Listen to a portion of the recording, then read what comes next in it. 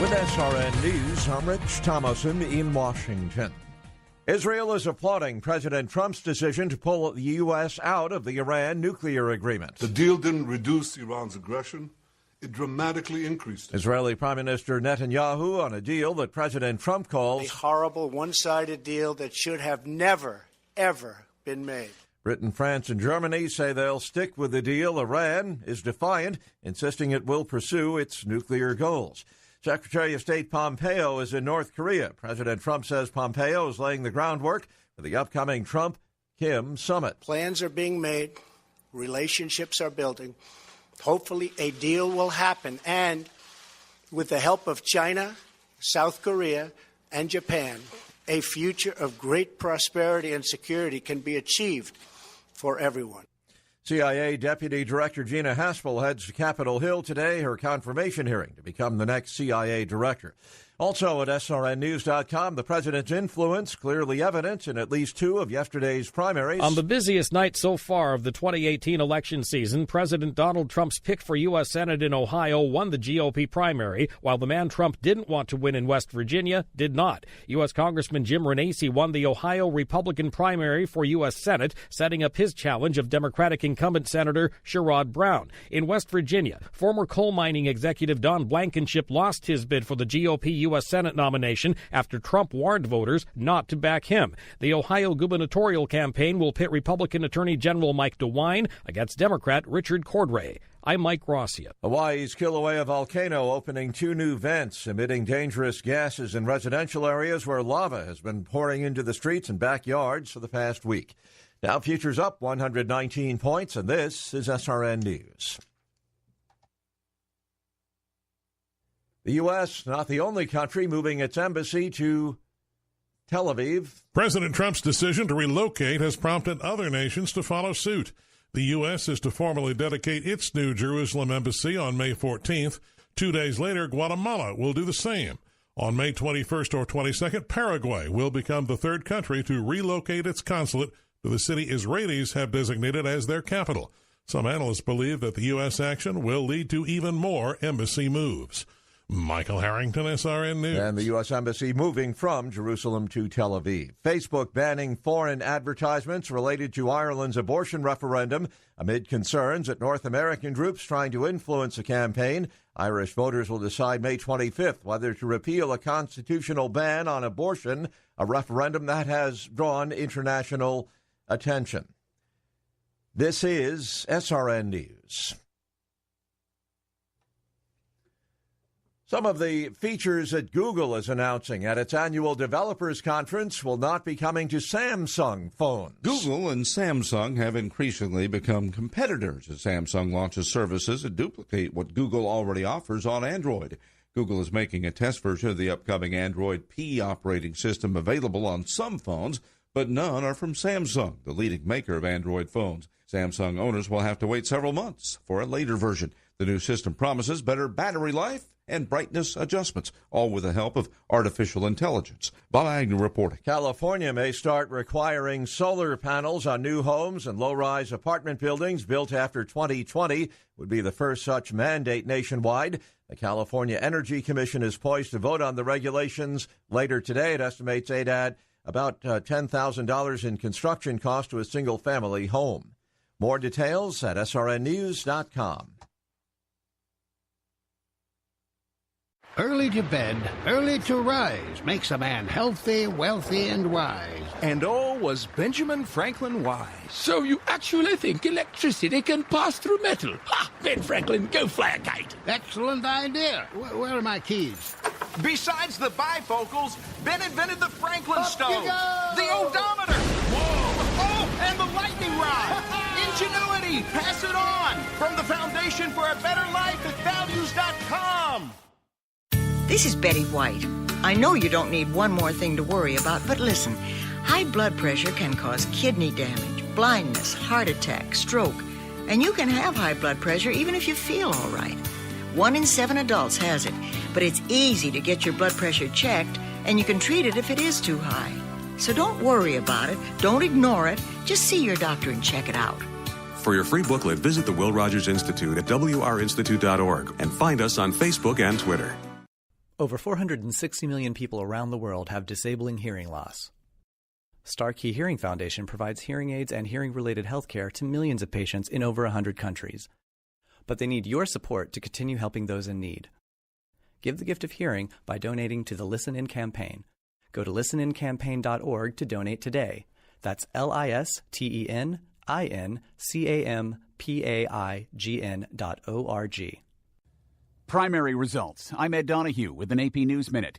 Ex-convict and former coal company executive Don Blankenship lost the Republican primary for Senate in West Virginia. President Trump had said Blankenship's prospects were not good to win in November against incumbent Joe Manchin. You know, the Republican Party needs to be careful about being hijacked by candidates that don't represent the moral values of what we hope the Republican Party is. Germany's foreign minister is vowing to work to preserve the Iran nuclear deal and prevent an uncontrolled escalation of tensions in the Middle East. Iran's supreme leader challenged President Trump over America pulling out of the nuclear deal, saying you cannot do a damn thing.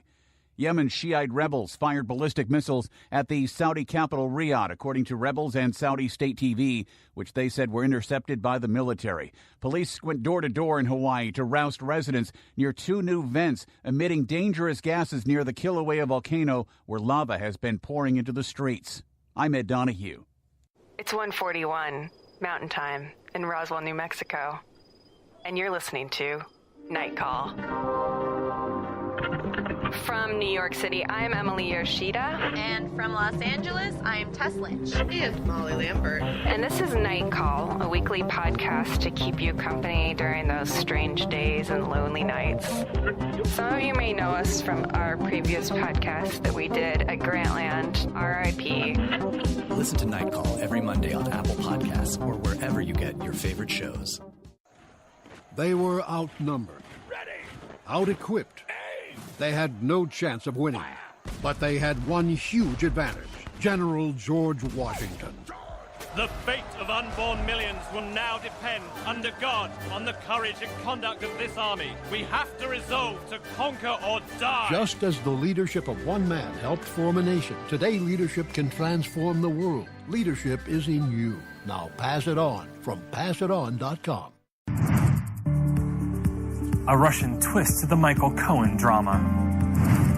On your first visit, Pompeo makes another mysterious trip to North Korea. Google wants to make AI so simple, a C student can figure it out. This is Reuters Now.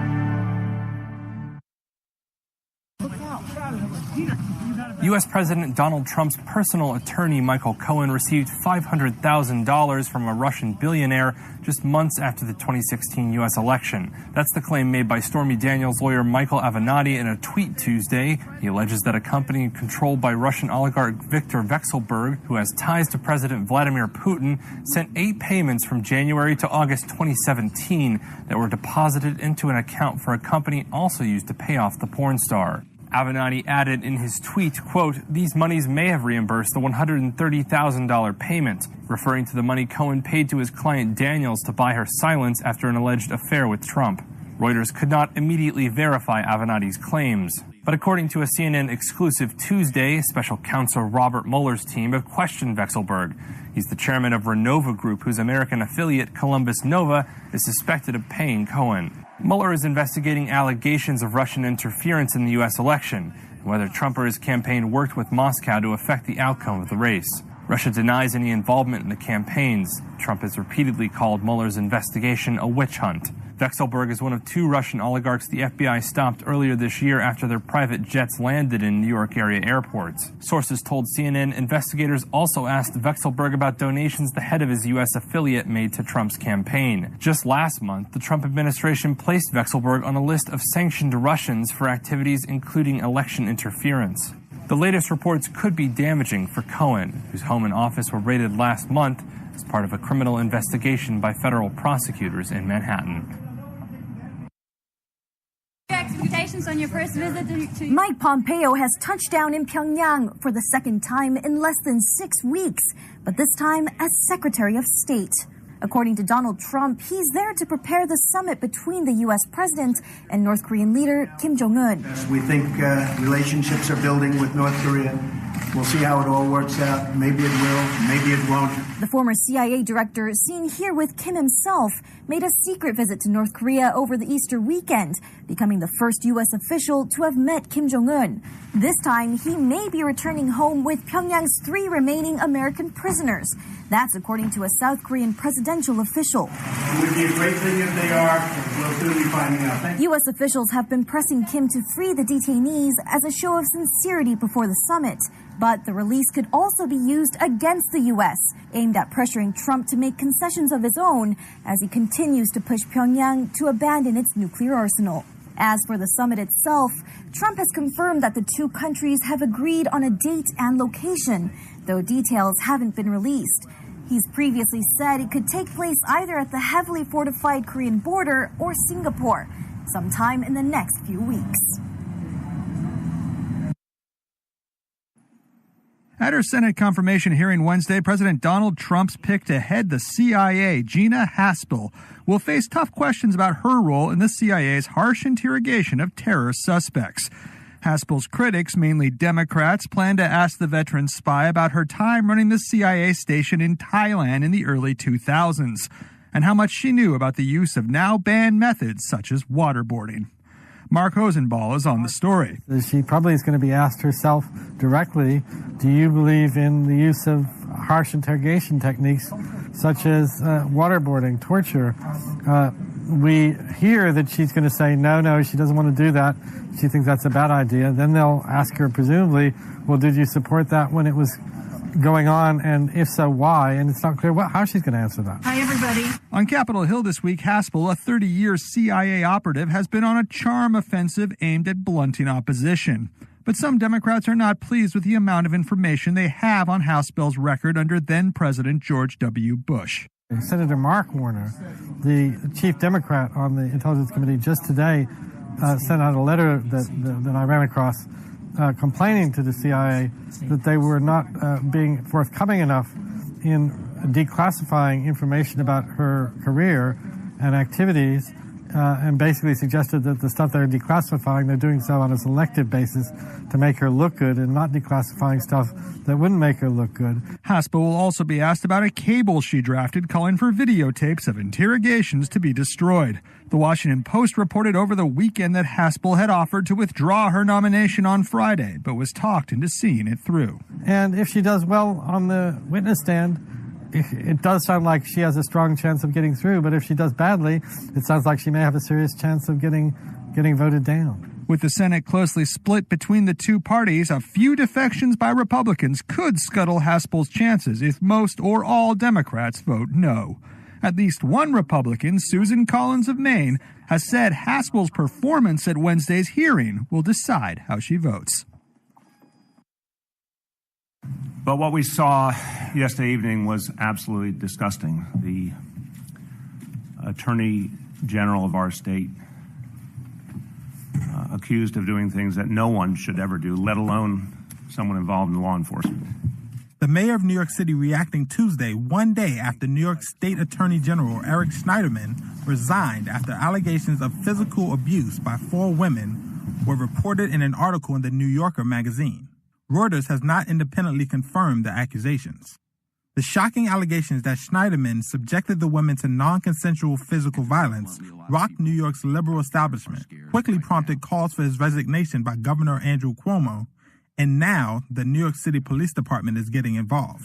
We're going to get our investigative game plan going forward and make sure we contact the people identified in the article and make sure there's a full investigation of these, as I said, very serious allegations. Schneiderman resigned just 3 hours after the report surfaced with this statement. In the last several hours, serious allegations which I strongly contest have been made against me. While these allegations are unrelated to my professional conduct or the operations of the office, they will effectively prevent me from leading the office's work at this critical time. I therefore resign my office, effective of business on May 8, 2018. Schneiderman, who planned on running for re-election, will be temporarily replaced by Barbara Underwood, the state's Solicitor General. The angry Kilauea volcano on Hawaii's Big Island spewing fountains of red-hot lava Tuesday, 5 days after its first eruption. 12 boiling volcanic vents have opened up across the island, giving way to rivers of heavy lava that have pulled down power lines, smoldered trees, and destroyed homes. I counted off 10 cracks. On Tuesday, Hawaii's National Guard took reporters on a tour of the disaster zone. Therese Sylvester was there for Reuters. I was able to see some of the most recent volcanic activity right there in the most active eruption zone. Steam and sulfur dioxide gas has started to emerge from a series of cracks. It was thick enough that the gas was opaque. You couldn't see down to the end of the street past it. This morning, I also saw 2 lava deposits lying across streets in the Leilani Estates neighborhood, and it's cool out, so you could see heat waves radiating off of these 6 to 8 foot tall piles of black, newly formed rock, which are now an impassable barrier across some of the roads in Leilani Estates. On Monday, geologists released this dramatic video of lava bubbling inside a crater lake close to Kilauea summit. Unbelievable. The lava has taken over once serene and lush neighborhoods, so far destroying dozens of homes. Hawaii Volcanoes National Park remains closed. Emergency crews are poised to evacuate even more people on Tuesday. Many have taken shelter at local churches and Red Cross centers across the island. When I evacuated on Thursday, I pretty much said goodbye because I've lived here a long time and I've seen what the lava does. The evacuation zone could grow as cracks are spreading into new areas, many spewing toxic gas. On Tuesday, the Federal Emergency Management Agency sent a team to Hawaii but has not yet declared an emergency. No deaths or major injuries have been reported.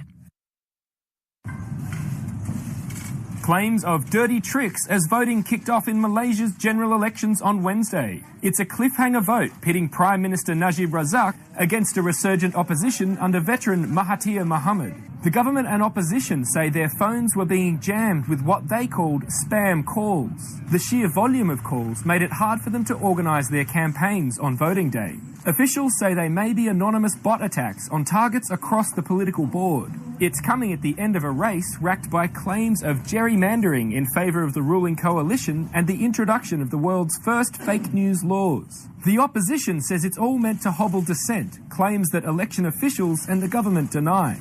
The run-up to the vote has been the toughest so far faced by Najib. It has been quite vicious in the content of the personal attacks, which is very doesn't reflect a mature democracy. Najib's opponent and one-time mentor Mahathir has waged a fierce comeback battle. As Reuters' John Chalmers explains. He's very well known and remembered, and he's a very polarizing figure here because he was an authoritarian figure during the 22 years that he ruled, that he was the Prime Minister of Malaysia. But he has managed to galvanize the opposition alliance and bring them together, and under the banner of the public discontent over higher prices, over corruption. These are issues which have really started to kind of move the opposition's support forward. In the last election, the ruling party lost the majority vote, its worst performance in 60 years, but still got enough seats to rule. Polls on Tuesday showed Najib's ruling coalition losing ground in the lead-up to this year's polls. Analysts say if Najib does worse than last time, he could come under pressure to stand aside in the next election.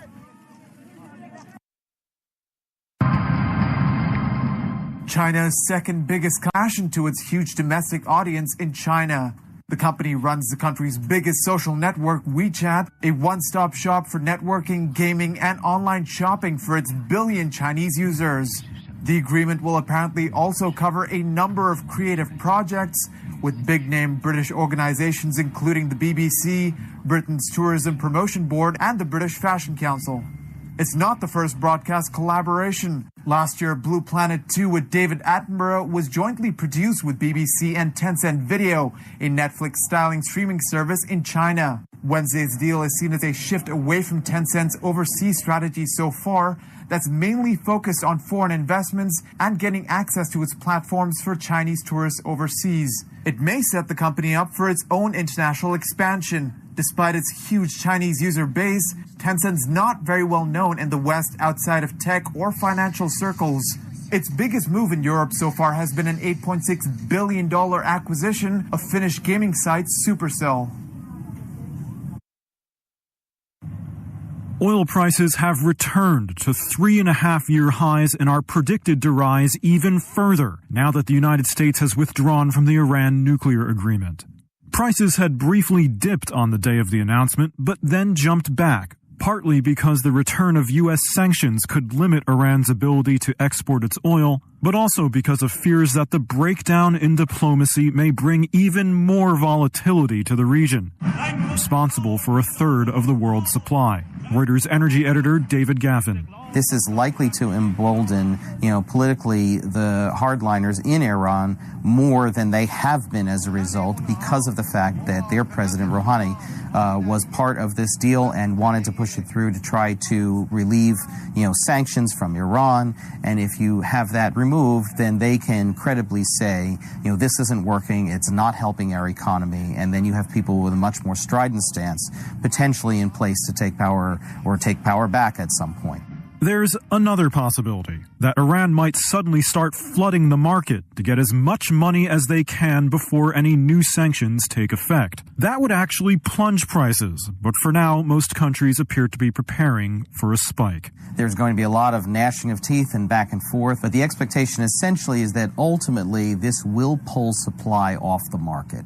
And if it does that, that is, for the most part, bullish for oil prices. You would expect oil to rise on that, a few dollars. In related news, there's a lot of uncertainty now for Western businesses that deal with Iran. For example, U.S. Treasury Secretary Steven Mnuchin has now said that Boeing, Airbus, and a number of other plane manufacturers have had their licenses revoked for deals to supply passenger jets to an Iranian airline. The companies stood to make a combined $38 billion. The U.S. jobless rate has reached historic lows under 4%. But in cities such as Cleveland, some communities have been left behind. Now policymakers are hoping to tackle that problem while also solving a shortage of workers in fields such as healthcare. University Hospitals of Cleveland is recruiting and training new workers from the high unemployment neighborhoods nearby. Howard Schneider is on the story. University Hospitals has to hire hundreds of nurses a year to take care of replacement, turnover, and expansion.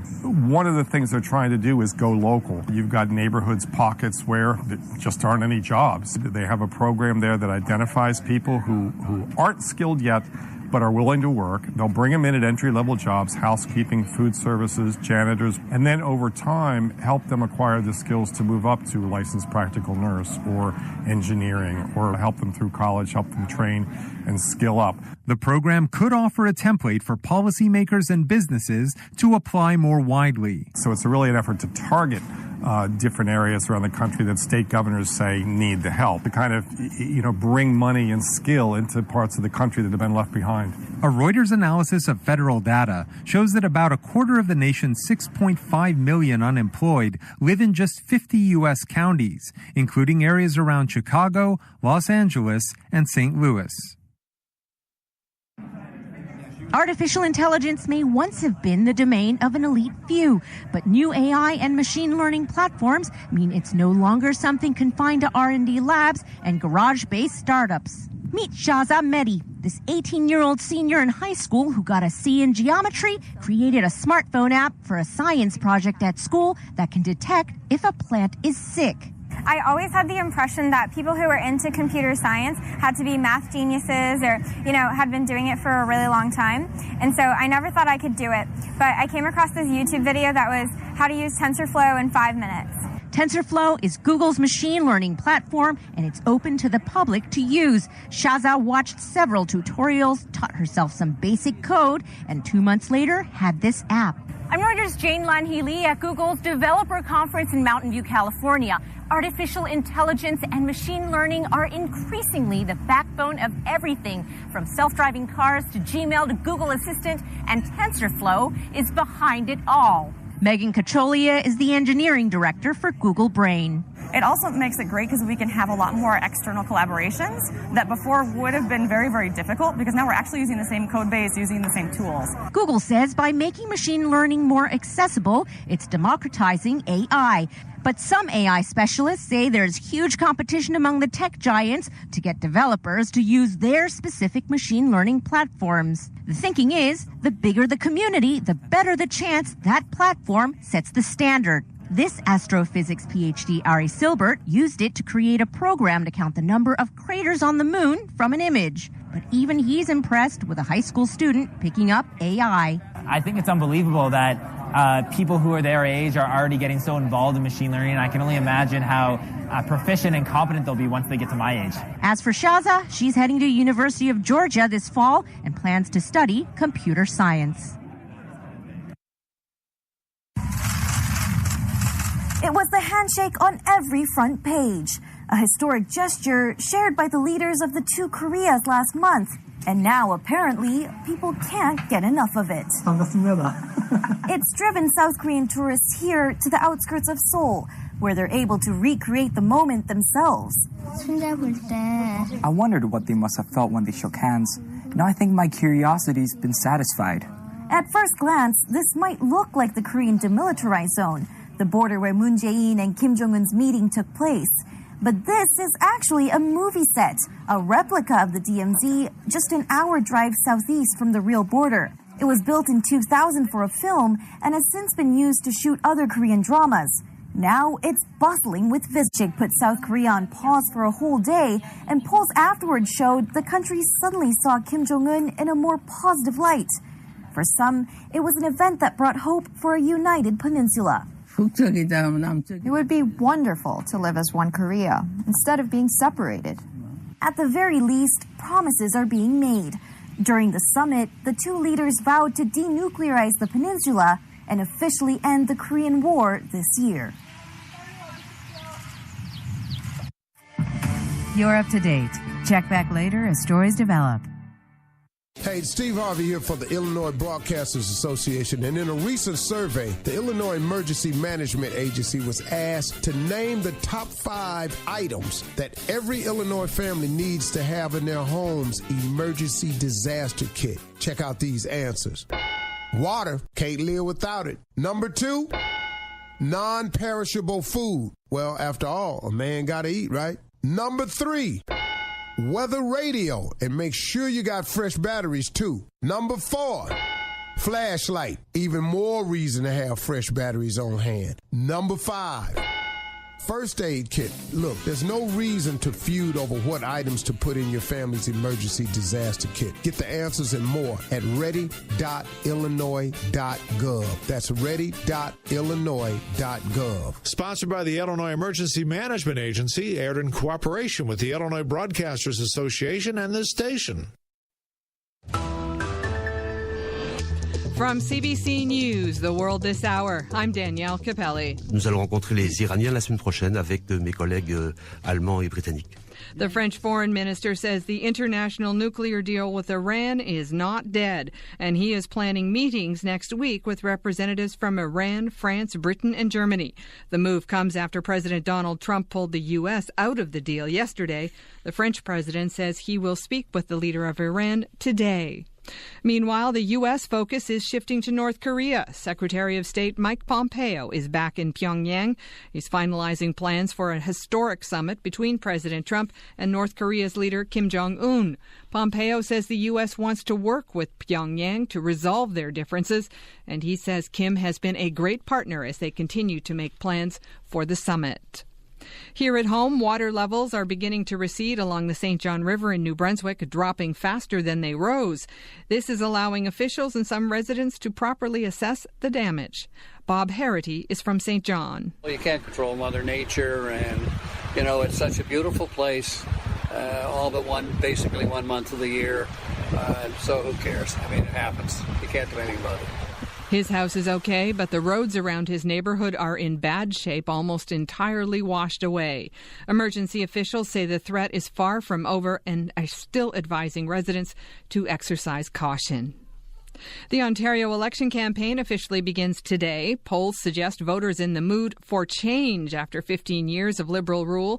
CBC poll analyst Eric Grenier explains the numbers. After 15 years in power, surveys suggest as many as 80% of Ontario voters want change from the Liberals.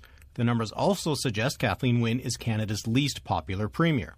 Her replacement could be Doug Ford, the new leader of the Progressive Conservatives. But high support for the PC seems to have more to do with the desire for change than it does for any particular enthusiasm for Ford's brand of conservatism. The PC support has held steady, despite the turmoil that followed the resignation of former leader Patrick Brown around allegations of misconduct. However, Ford remains a polarizing figure. The hope for Ontario NDP leader Andrew Horwath is that voters who want change but are afraid of a Ford government turn to her party. Kathleen Wynne's Liberals run the risk of being squeezed out. CBC poll analyst Eric Grenier. Canada will formally apologize for turning away a boat full of Jewish refugees fleeing Nazi Germany in 1939.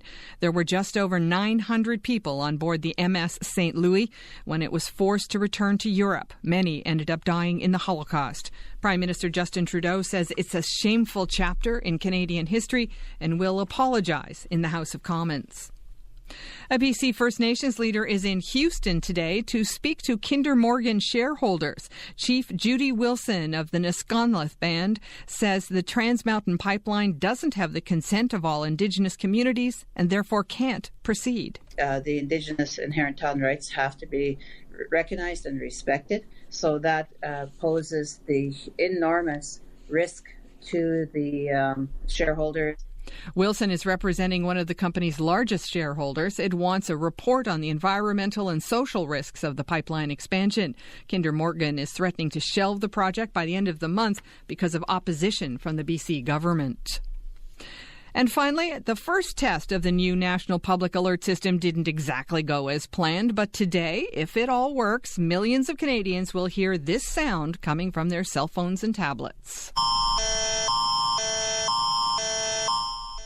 The system is supposed to send a warning message to mobile devices when there's an emergency of some kind, severe weather, a terrorist attack, or an Amber Alert for a missing child. The first test was on Monday. In Quebec, it didn't work at all. And in Ontario, many people got the message late or not at all, with only some people getting the message. Today's test will run in the remaining provinces and territories, except Nunavut. And that's Your World This Hour. I'm Danielle Capelli.